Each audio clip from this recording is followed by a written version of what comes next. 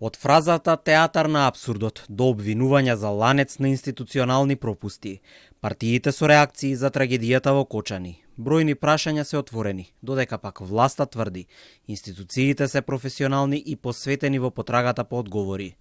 Социјалдемократскиот сојуз прашува дали управата за јавни приходи го игнорирала законот и овозможила нелегално работење на дискотеката Пулс.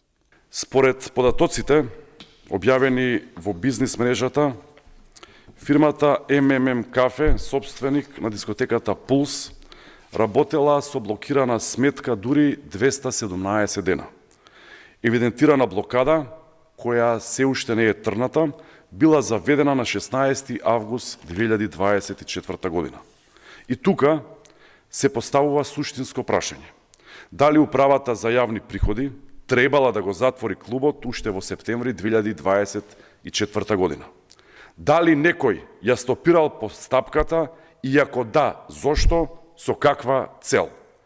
Реагираат и од Демократската унија за интеграција. Ова што се случува сега е трансакција, а не правда, велат од партијата од Мала Речица. Правниот поредок е разорен, довербата во судството е уништена, а тие што се директни виновници за трагедијата се на слобода, оценуваат од ДУИ.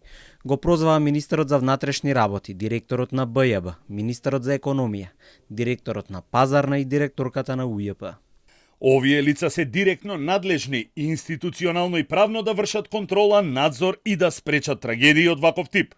Овие се луѓето кои денес имаат моќ да влијаат врз доказите и да вршат притисок врз сведоците. Но ниеден од нив не одговара. Наместо тоа гледаме извртување на правдата. Во притвор се оние кои не се на функција, немаат институционално влијание и не може да го попречат процесот. Од ВМРО ДПМН им одговорија на опозицијските партии, кои реагираат за институционалните пропусти и недоследности.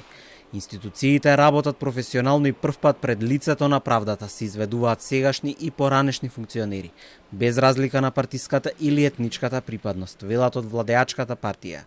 Во опсежна и соопфатна истрага се испитуваат сите причини кои доведоа до трагичниот настан во Кочани и сите одговорни се изведуваат пред лицето на правдата, а меѓу нив има 40 лица функционери од сите партии, како и луѓе кои не се политички определени, додаваат од ВМРО ДПМН.